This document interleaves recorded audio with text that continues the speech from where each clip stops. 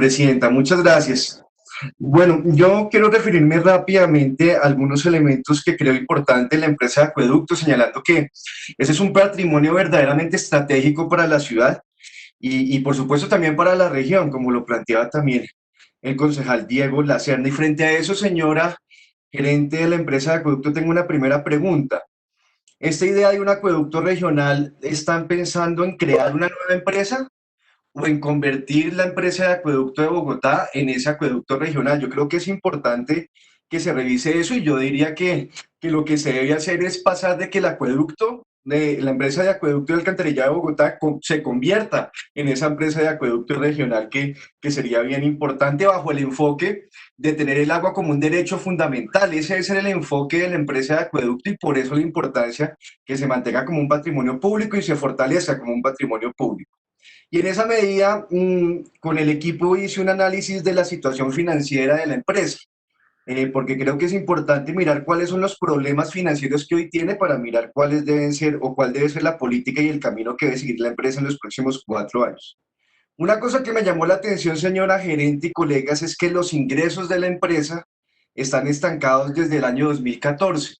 Si uno lo coge a precios constantes del año 2014, los ingresos totales de la empresa, sus ingresos operacionales, han estado estancados en alrededor de 1.5 billones de pesos al año.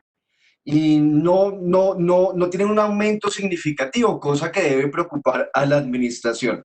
Sin embargo, cuando se revisa la rentabilidad de la empresa de acueducto, la rentabilidad se ha mejorado bastante, los distintos indicadores han mejorado en términos importantes. Por ejemplo, el margen bruto de la empresa pasó de ser el 46% en el año 2014 al 57% en el año 2019, un crecimiento importante. El margen neto de la empresa también aumentó, sus utilidades netas medida como rentabilidad pasó del 9.5% en el año 2014 al 34.12% en el año 2019, un crecimiento importante del margen neto. Y el margen EBITDA también creció, pasó del 41% en el año 2014 al 57% en el año 2019. Entonces aquí viene una pregunta, ¿por qué los ingresos están estancados, no crecen, pero sí crece la rentabilidad? Entonces la respuesta tiene que ver con los costos. Si la rentabilidad ha mejorado, pero los ingresos se mantienen constantes más o menos, ahí tiene esta rentabilidad o esta mejora en la rentabilidad tiene que ver con una disminución en los costos. Y dentro de los costos, resalto que ha mejorado el tema de los costos laborales. Y lo digo con mucho énfasis porque se ha vuelto, o en los últimos años se ha tratado de generalizar una idea que es que las organizaciones sindicales de las empresas públicas lo que hacen es quebrar a esas empresas, que ellos son un poco de vagos sindicalistas, que lo único que quieren es burocracia y quedarse ahí en un escritorio sin hacer absolutamente nada, gozando de grandes convenciones colectivas. Pues esto no es cierto. Y yo creo que el caso de la empresa de Acueducto de Bogotá demuestra que esto no es cierto y que los sindicatos lo que pueden hacer es una enorme contribución para fortalecer el patrimonio público. Miren ustedes estas cifras.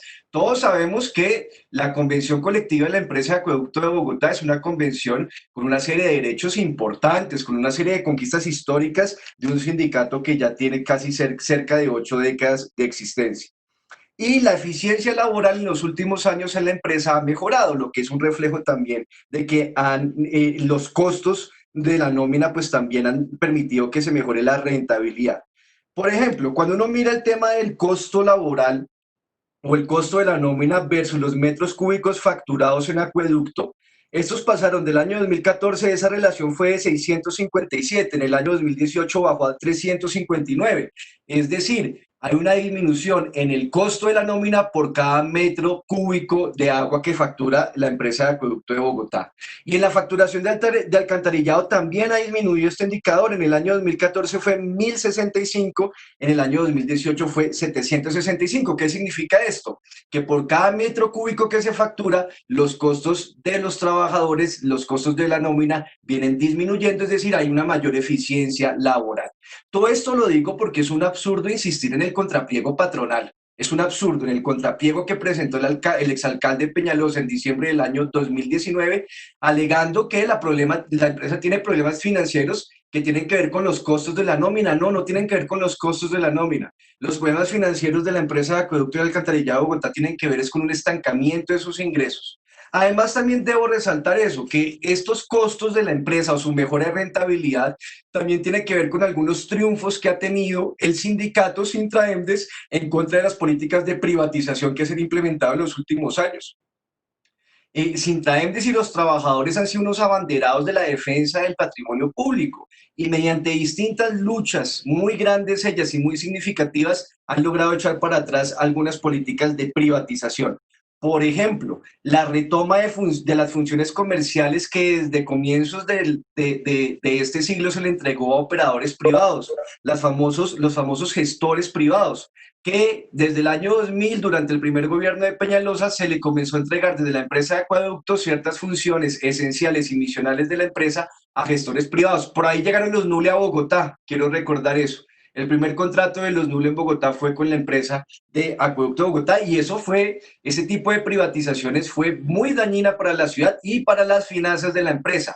Las luchas de los trabajadores y las trabajadoras del acueducto permitieron que el acueducto retomara ese tipo de funciones. Y una muy importante, de la que yo estuve una lucha en la que yo estuve acompañándolos, la recuperación de la planta de Tibitoc, un negocio absolutamente leonino para la ciudad, para la empresa de acueducto.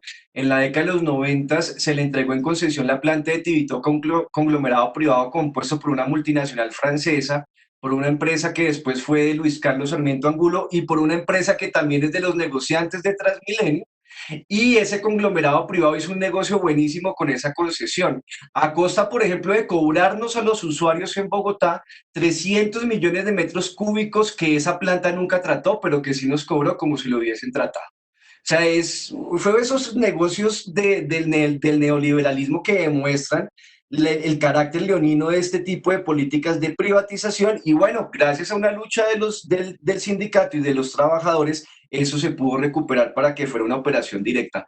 Por eso la importancia de discutir bien lo de Petar Canoas. A mí me parecía absurdo que en el plan de desarrollo se estableciera de una vez que esa Petar debía quedar como una concesión. Afortunadamente eso se cambió. Y bueno, tenemos que dar un debate de fondo. ¿Cuáles son todos los estudios que demuestran que se debe hacer por concesión? Eso no es así. Ese contrato o esa obra se debería contratar mediante un contrato de obra pública y que fuera operado directamente por el acueducto y desde la banca del Polo vamos a hacer un seguimiento muy detallado a ese proyecto.